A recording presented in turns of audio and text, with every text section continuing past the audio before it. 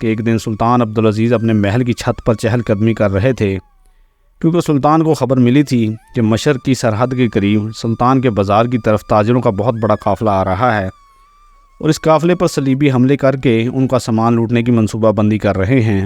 لیکن سلطان عبدالعزیز اس سے پہلے منصوبہ بندی بنا چکا تھا کہ ان صلیبیوں کے گھات کے اوپر گھات لگا کر ان کو موت کے گھاٹ اتار دیں گے، اور تاجروں کا قافلہ باحفاظت مصر کے بازار میں پہنچ جائے گا اور اپنا سامان تاجر وہاں آ کر بیچیں گے۔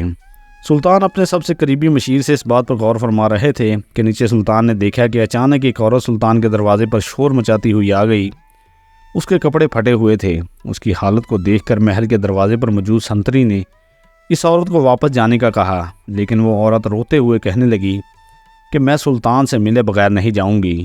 سلطان عبدالعزیز یہ سارا معاملہ دیکھ رہا تھا کہ دروازے پر موجود سنتری اور اس عورت کے درمیان بحث چل رہی ہے۔ سلطان عبدالعزیز نے اپنے ایک محافظ کو حکم دیا کہ جاؤ اور اس عورت کو ایک چادر میں لپیٹ کر میرے دربار میں حاضر کرو۔ سپاہی گیا اور اس عورت کو ایک چادر میں لپیٹا، اور سلطان عبدالعزیز اس وقت اپنے دربار میں پہنچ چکے تھے۔ سلطان کے سامنے اس عورت کو حاضر کیا گیا۔ سلطان عبدالعزیز اپنی نشست پر بیٹھا ہوا تھا کہ آپ کے ساتھ دو محافظ کھڑے ہوئے تھے۔ اس نوجوان حسین و جمیل عورت نے رو رو کے اپنا برا حال کر دیا تھا۔ تھوڑی دیر ٹھہرنے کے بعد سلطان عبدالعزیز نے اس عورت سے کہا، خاتون، تمہارے ساتھ کیا زیادتی ہوئی جو تم اس حالت میں میرے دربار میں حاضر ہوئی؟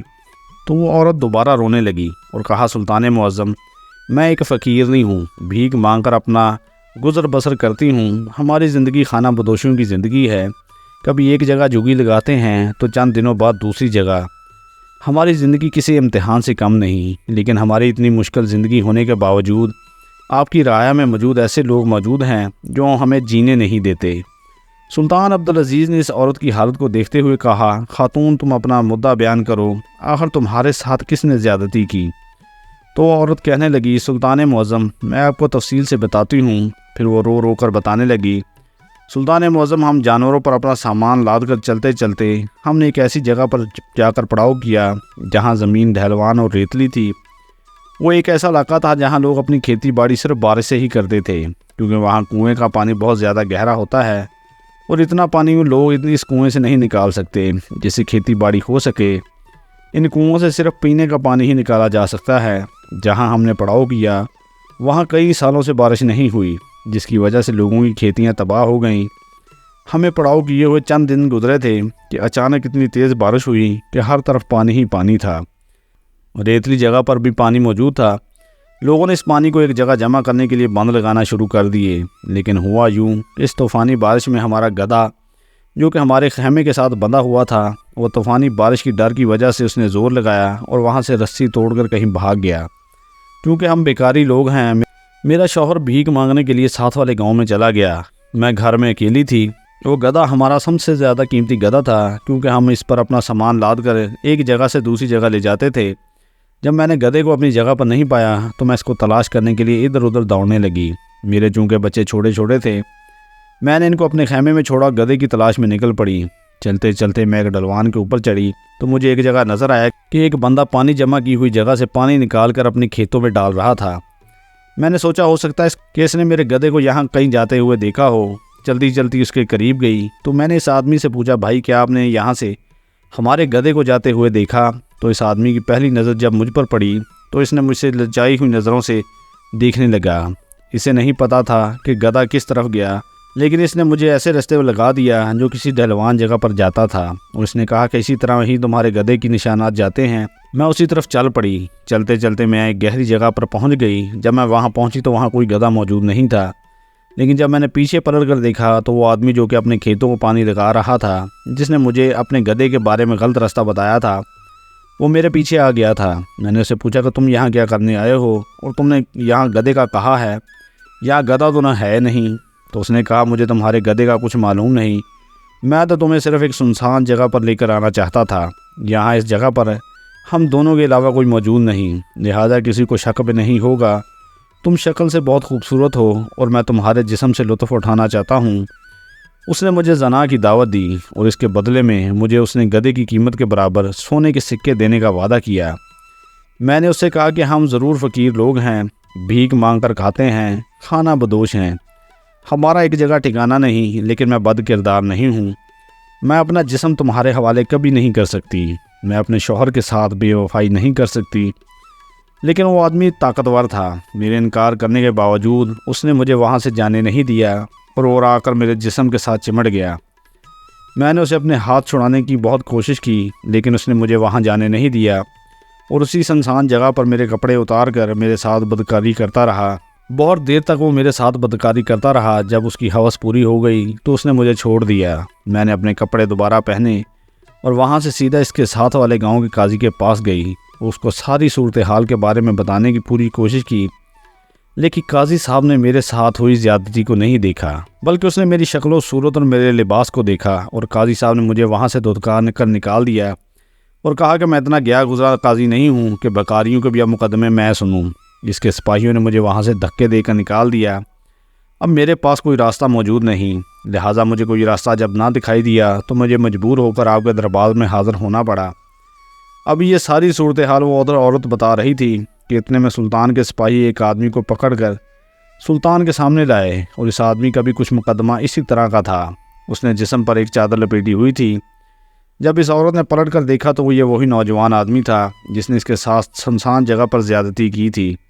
جب اس عورت نے اس آدمی کو دیکھا تو وہ چیخنے چلانے لگی اور کہا، سلطان معظم، یہ وہی بد کردار اور وحشی انسان ہے جس نے میرے ساتھ زیادتی کی۔ تو اس کے الفاظ سن کر وہ آدمی بھی چیخنے چلانے لگا اور کہا، سلطان معظم، آپ کے پاس اسی عورت کی شکایت لے کر آیا ہوں۔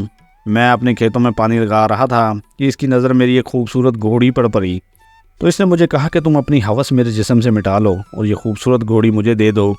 جب میں نے اس بیکاری عورت کی دعوت کو قبول نہ کیا تو اس نے کہا کہ میں تم پر زیادتی کا الزام لگا کر اپنا مقدمہ لے کر قاضی کے پاس جاؤں گی اور تمہیں ذلیل و رسوا کر دوں گی، لہذا یہ اپنا مقدمہ لے کر آپ کے پاس آ گئی۔ یہ مکار عورت جھوٹ بول رہی ہے۔ سلطان معظم، آپ ہی انصاف کریں کہ ایک طاقتور اور خوش باش نوجوان ایک بیکاری عورت کے ساتھ کیسے اپنا منہ کالا کر سکتا ہے؟ میری ایک خوبصورت اور حسین و جمیل بیوی ہے۔ اب آپ ہی بتائیں میں اس عورت کے ساتھ ایسا کیسے کر سکتا ہوں؟ اب سلطان عبدالعزیز حیران و پریشان بیٹھا تھا، کیونکہ دونوں کے پاس کوئی ٹھوس ثبوت نہیں تھے جس سے صاف صاف ظاہر ہو سکے کہ ان دونوں میں سے کون مجرم ہے اور کون مظلوم۔ تھوڑی دیر سوچنے کے بعد سلطان عبدالعزیز نے اپنے ایک سپاہی کو حکم دیا کہ اس آدمی کے جسم پر لپیٹی ہوئی چادر اتاری جائے۔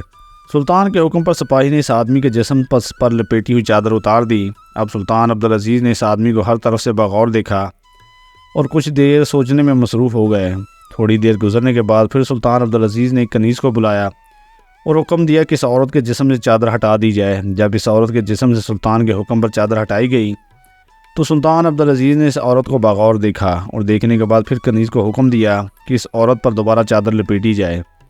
چادر لپیٹنے کے بعد سلطان عبدالعزیز تھوڑی دیر سوچنے میں مصروف ہو گئے۔ تمام درباریوں کا مرکز سلطان عبدالعزیز تھا۔ تمام لوگ یہ سوچ رہے تھے کہ آخر سلطان اس مقدمے کا فیصلہ کیسے کرے گا کہ ان میں کون سچا ہے اور کون جھوٹا۔ کیا عورت بدکار ہے جس نے قیمتی گھوڑی کی لالچ میں آ کر اس آدمی کو اپنے جسم کا لالچ دیا، یا پھر وہ مرد واقعی میں بدکردار ہے جس نے عورت کے ساتھ دھوکے کے ساتھ بدکاری کی؟ یہ سوال لوگوں کے دلوں میں تھا کہ اتنے میں سلطان عبدالعزیز نے حکم دیا کہ اس نوجوان آدمی کو پکڑ کر زندان میں ڈالو اور اس کو بری طرح پیٹا جائے، اور اس عورت کو سلطان عبدالعزیز نے باعزت بری کرنے کا حکم دیا۔ تمام لوگ حیران و پریشان ہو گئے کہ سلطان عبدالعزیز نے بغیر کسی ثبوت کے، بغیر کسی گواہی کے بیانات کے کیسے یہ فیصلہ سنا دیا۔ اتنے میں وہ عورت بولی، سلطان معظم، بے شک یہ میں ہی جانتی ہوں کہ آپ نے انصاف پر مبنی فیصلہ کیا، لیکن یہ سوال میرے دل میں ابھی تک ہے کہ آپ کو کیسے پتہ چلا کہ میں سچی تھی اور وہ نوجوان جھوٹ بول رہا تھا؟